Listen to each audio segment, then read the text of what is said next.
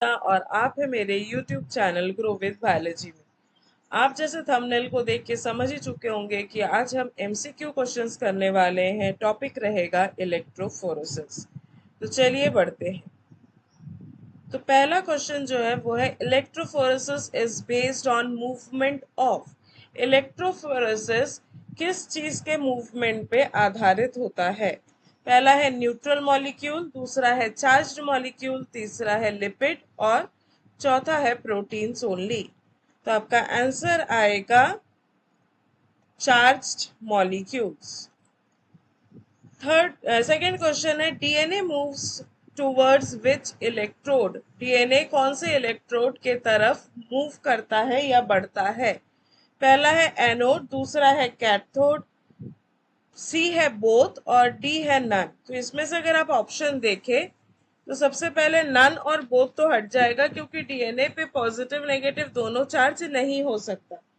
तो डीएनए पे चार्ज होता है नेगेटिव और ये मूव करेगा पॉजिटिव के तरफ। तो इसीलिए आपका आंसर होगा ऑप्शन ए, एनोड। तो DNA moves towards anode. Question 3, DNA is negatively charge due to. अभी मैंने बताया कि डीएनए का चार्ज नेगेटिव होता है, तो क्वेश्चन पूछ रहा है कि डीएनए का चार्ज नेगेटिव क्यों होता है? पहला ऑप्शन है फॉस्फेट ग्रुप के कारण, दूसरा है शुगर, तीसरा है बेस और चौथा है प्रोटीन। तो आंसर होगा फॉस्फेट। H3PO4 के फॉर्म में फॉस्फोरिक एसिड प्रेजेंट होता है, जहां से वो डीएनए को फॉस्फेट ग्रुप प्रोवाइड करता है, इसीलिए इसका नेट चार्ज होता है minus. Question number 4, agarose gel is use for separation of. Agarose gel एक तरह का इलेक्ट्रोफोरेटिक टेक्निक है जिसको यूज किया जाता है किसके सेपरेशन के लिए? पहला ऑप्शन है प्रोटीन, दूसरा ऑप्शन है डीएनए, तीसरा है लिपिड, चौथा है शुगर। तो आंसर होगा ऑप्शन बी, डीएनए। प्रोटीन के लिए हम एसडीएस पेज यूज करते हैं। सेम क्वेश्चन है polyacrylamide gel is use for. Polyacrylamide gel इसी का शॉर्ट फॉर्म होता है page, PAGE। Polyacrylamide gel electrophoresis. अभी मैंने बताया कि इसको हम यूज करते हैं प्रोटीन के सेपरेशन के लिए। तो आंसर होगा आपका ऑप्शन बी, स्मॉल डीएनए और प्रोटीन। बेसिकली पॉलीएक्रिलामाइड प्रोटीन के लिए ही किया जाता है, पर अगर छोटा डीएनए मॉलिक्यूल है तो उसको भी हम इससे सेपरेट कर सकते हैं। Sixth question, ethidium bromide is used for. Ethidium bromide हम किस लिए यूज करते हैं? पहला ऑप्शन है स्टेन करने के लिए, दूसरा है डीएनए को कट करने के लिए, तीसरा है एम्प्लीफिकेशन और चौथा है digestion.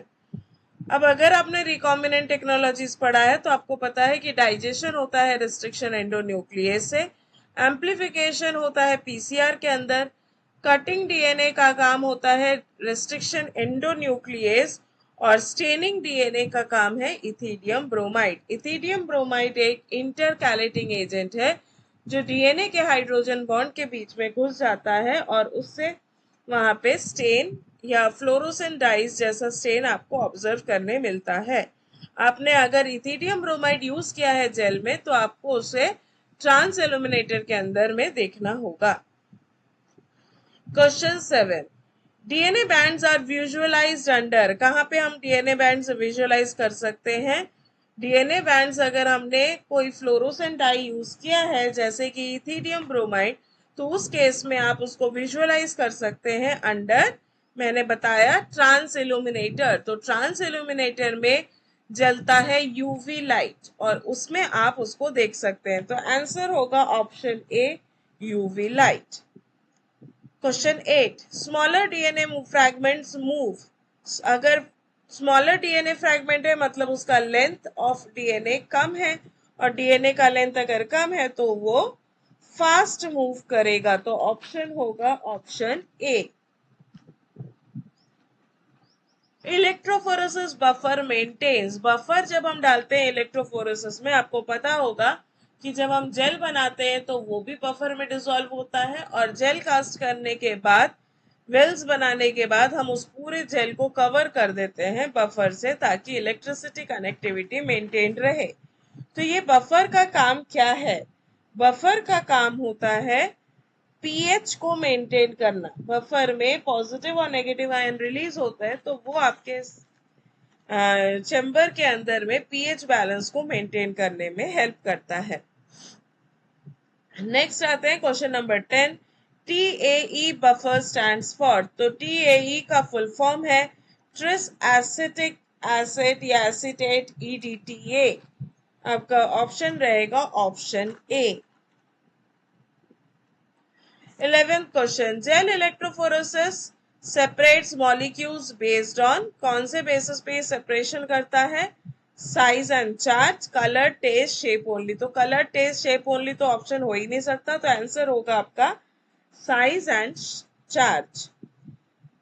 Loading die helps in. Loading dye use करते हैं जो हमारा सैंपल है, सपोज आपने डीएनए का सैंपल लिया है, डीएनए को जब आप वेल में डालते हैं तो उस प्रोसेस को हम बोलते हैं लोडिंग। तो जब डीएनए को आप वेल में डालोगे तो डीएनए का कलर कलरलेस होता है, तो आपको वो दिखेगा ही नहीं कि वो जेल वेल के अंदर गया है। तो आपको उसमें कुछ चेंजेस करने होते हैं, जैसे कि उसका डेंसिटी को बढ़ाना होता है और साथ ही साथ उसमें कलर देना होता है ताकि आप उसको विजुअलाइज कर सको। तो लोडिंग डाई जो है वो हेल्प क्या करेगा? वो आपको उसके मूवमेंट को ट्रैक करने में हेल्प करेगा। तो ऑप्शन होगा option B. Bromophenol blue. Bromophenol blue एक तरह का डाई है जो हम जेल डीएनए के साथ ऐड करते हैं ताकि आप उसको ट्रैक कर सको। Question number 14, ladder is used as. DNA ladders, जब हम इलेक्ट्रोफोरेसिस करते हैं तो अपने सैंपल के साथ एक लैडर यूज करते हैं। उस लैडर में कितने बैंड्स होंगे, कितने कितने मॉलिक्यूलर वेट के वो बैंड्स होंगे, ये सारा चीज पहले से प्रोवाइडेड है।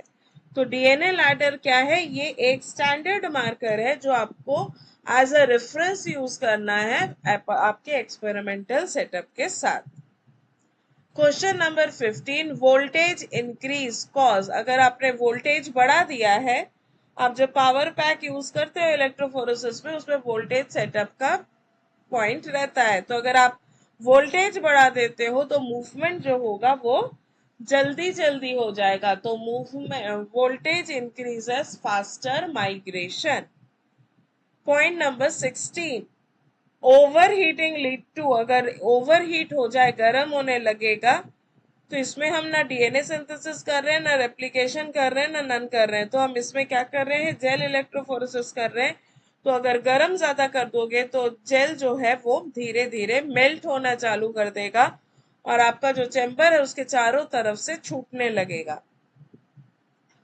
Question number 17, gel wells are made using. Gel का वेल आप किससे बनाते हैं? आपको बनाना होता है कॉम्ब से, ताकि वो यूनिफॉर्म बने और हर एक का सैंपल का कैपेसिटी सेम हो। Question number 18, samples is loaded using. आप सैंपल वेल में किससे डालते हैं?